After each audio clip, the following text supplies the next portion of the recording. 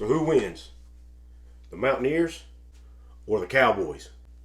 Hang tight and I'll let you know after the bumper.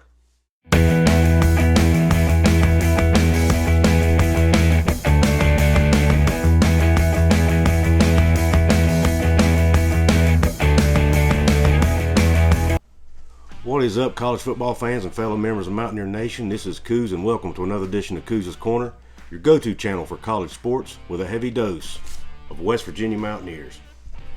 Before I break down the upcoming Oklahoma State West Virginia game, I want to ask that if you haven't yet, please hit that red subscribe button for me. Give me that thumbs up. Both those things really help me out. And leave comments under the video, please, and let me know what you think about the prediction that I'm going to give at the end of the video. And give me your score prediction. When you look at these two teams, man, this is a lot similar to last week's game. Oklahoma State has a really good defense, just like Iowa State did. They really, statistically, are better than West Virginia in almost every category defensively. But they play a different scheme than what Iowa State did. Iowa State ran that 3-3-5 stack defense. Oklahoma State has 4 down linemen. The last team that West Virginia played that had 4 down linemen on defense was Baylor. That didn't turn out too good. But the West Virginia offensive line has been playing much better the last 2 weeks. So let's hope that continues this week because they're going to need it. Iowa State is loaded with experience on defense. Of their 11 starters, 9 of them are seniors and 2 are juniors.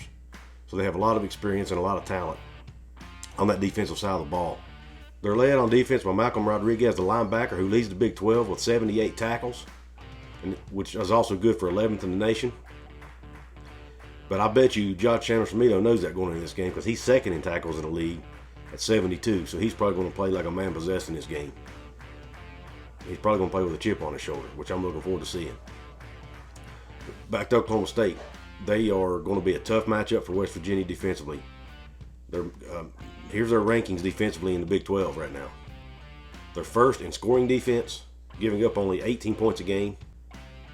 They're second in total defense, giving up 295 yards a game. But, caveat, Iowa State's first, and West Virginia just beat Iowa State. They're second in sacks,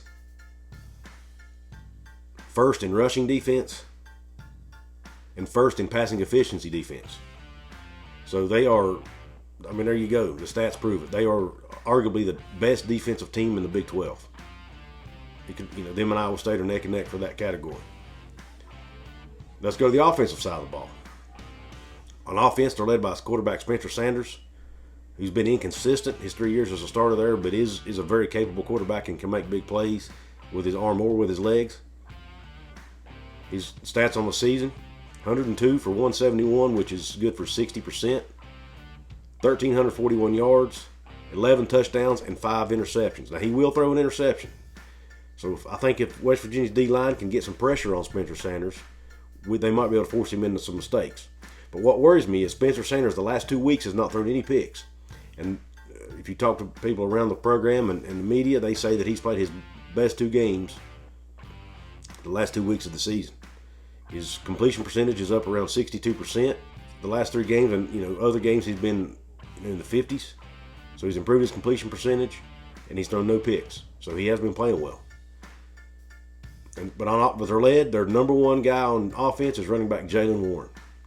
Oklahoma State is a run-heavy team. They run about 3 times more than they pass it, and Warren leads the charge there. He's just a dependable, every down back. He's 5'8", 215. He's a brute. He's hard to bring down.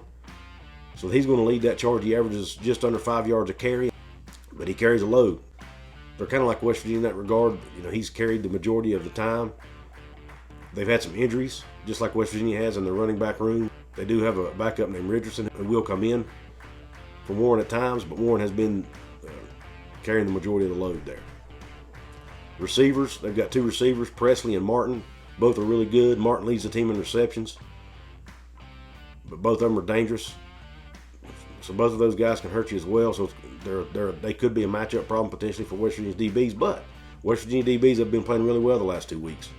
So I got faith in those guys. Our defense will give up big plays occasionally. The West Virginia defense will give up some big plays, so that they're going to have to play really good, efficient, sound defense. The one thing I do like, West Virginia leads the Big 12 in missed tackles per game. They're averaging about 8.8 missed tackles a game, which is best in the league. So if there's any defense that can bring down Jaylen Warren, it's West Virginia's, led by Josh Chandler-Samito, as I said earlier, who's second in the league in tackles. Sean Mahone is in the top 10 in tackles as well, so he's a good tackler. So West Virginia will tackle, and they're going to have to do that this week. That's going to be key in bringing down that brute of a back in Jaylen Warren. But I know after West Virginia showing against Iowa State, I know they can win. The game's in Morgantown, which I like. So I know Mountaineer Nation will show up and be loud. They're retiring Major Harris's jersey. Major Harris, the legend of Mountaineer football, maybe arguably the biggest legend in Mountaineer football history. So there's a lot of excitement around that. So hopefully that'll have the guys pumped up and the fans loud.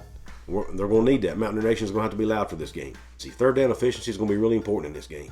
Oklahoma State is third in the country in third down efficiency defense.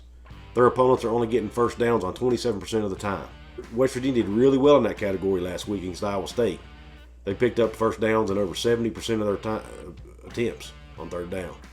So they've got to do that again this week, and it's going to be really tough. The biggest area where I think West Virginia's offense can succeed is red zone. Oklahoma State has not been good in the red zone on defense. They are 81st in the nation in red zone defense. I think they're giving up scores about 85% of the time in the red zone. So West Virginia can hopefully exploit that. And where Oklahoma State has succeeded, teams aren't getting into the red zone on them a whole lot. So that might skew that number some, but when you get in there, they should be able to score. But really the only thing keeping Oklahoma State from being undefeated is 2 missed field goals in the Iowa State game. They only lost to Iowa State by 3 points, and they missed 2 field goals in that game. So that made a difference. And their kicker don't miss a lot. But but he did miss 2 in that game. He's a dependable kicker most of the time, but that happens. So special teams can play a role as well.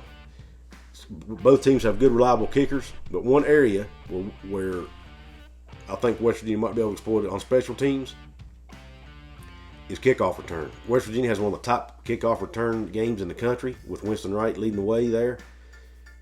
And Oklahoma State is 80th in the country in kickoff return yards allowed. They're allowing 21.8 yards per return. So West Virginia has a chance in this game to get good field position. Now here's the keys of the game, in my opinion, for West Virginia to win.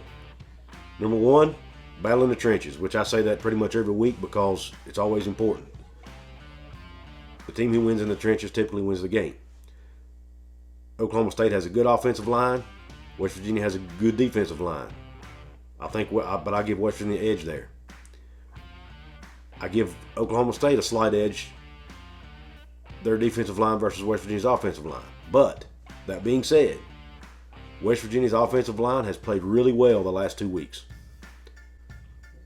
The only thing that worries me is Mike O'Laughlin being out. If TJ Banks can hold up, and he's played well the last few, TJ Banks has played well when he's been in there, especially last week. If he can hold up, then he'll make a huge difference this week because, like I said, Oklahoma State has 4 down linemen. So West Virginia's going to have to put a hat on a hat and move those guys off the ball. And they might need some help from TJ Banks again to do that. And I got faith in TJ Banks because we all know Mike O'Laughlin is out for the year. And TJ Banks may not be able to play every snap, so these backups are going to have to come in and give Banks some rest. So we need those guys to step up and help in the passing game, but primarily in the blocking game. You look at quarterback play.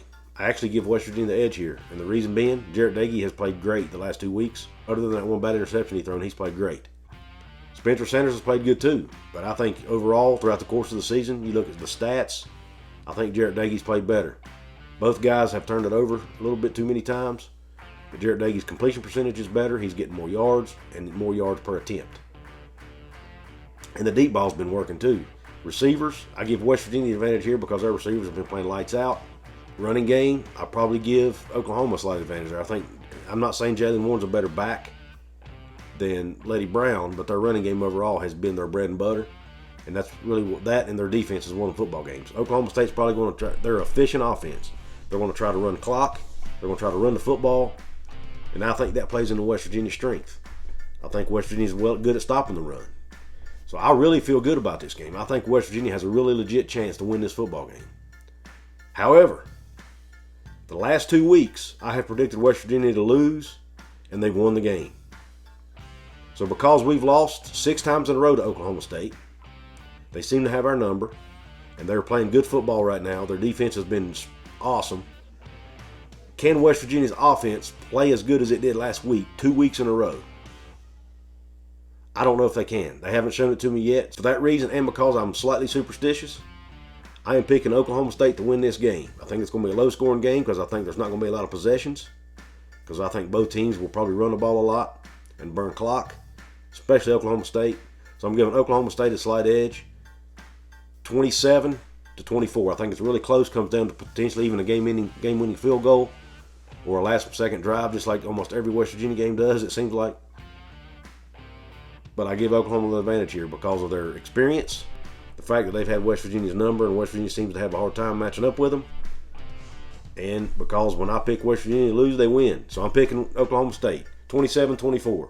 Let me know in the comments what you think about my pick. Do you think my score makes sense?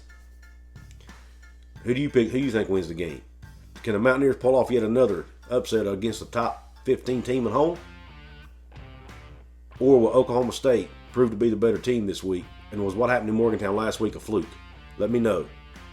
Once again, don't forget to like and subscribe. I appreciate you tuning in. Until next time.